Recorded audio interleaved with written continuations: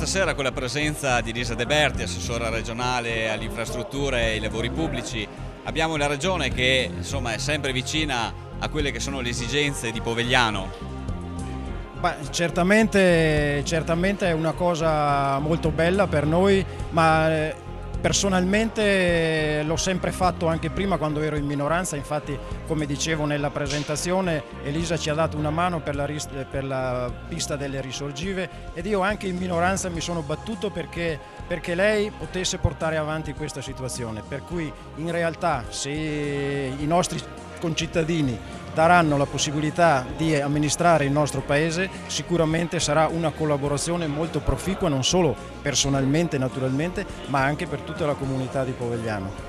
Insomma, una collaborazione sempre fattiva, sempre più intensa tra quella che è la regione e quello che sarà l'amministrazione, speriamo positiva per Lucio, della Lega assieme ad altre liste civiche, Assessore. Sì, assolutamente confermo quanto ha detto Lucio, e non diamo per scontato che dai banchi della minoranza gli amministratori diano un così positivo contributo al loro territorio, perché Lucio non ha avuto alcun dubbio, mi ha chiamato, mi ha detto: ti prego, dacci una mano, quell'intervento per noi è fondamentale, fai di tutto e di più per riuscire a portare a casa il risultato. Proprio perché il territorio ci teneva, ho messo tutte le forze e ho concentrato tutte le energie nel reperimento delle risorse, ci sono riuscita e sono contenta di aver dato delle risposte concrete al territorio.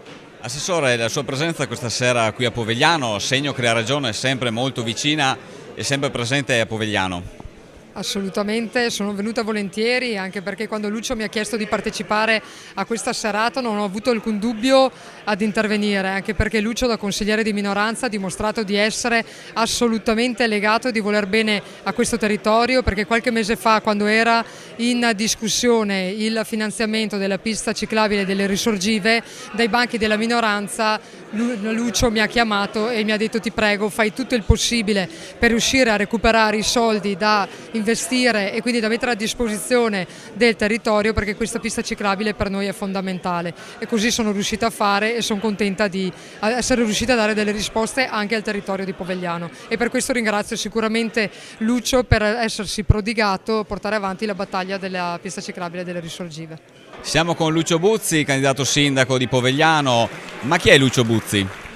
Lucio Buzzi nella vita fa il libero professionista come geometra e anche l'insegnante in un liceo scientifico della città.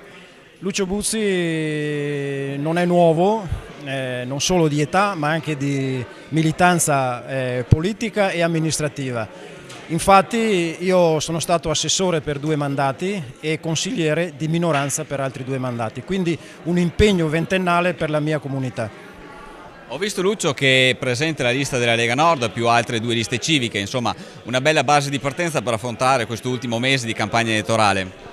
Certamente questa è una cosa che abbiamo fatto assieme agli amici.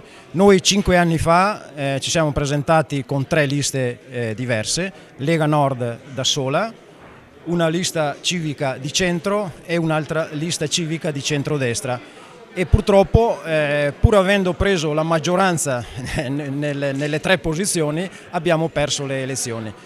Questa volta abbiamo deciso, siamo maturati anche politicamente, maturati non solo politicamente ma anche come persone, diciamo così, e abbiamo deciso di mettersi assieme, e quindi è nato questa lista civica dove c'è Lega Nord e appunto le 2 liste civiche della volta scorsa, e si chiama Tradizione e Futuro, che anche questo non è banale perché prende dall'esperienza per andare al futuro con i nostri candidati molto giovani, e quindi è una proposta per il nostro paese secondo noi molto interessante. Bene Lucio, passiamo ai temi della campagna elettorale. Sicuramente avrete stilato un programma elettorale, ci può indicare 3 punti fondamentali che si impegna a portare avanti, augurandole di diventare sindaco chiaramente?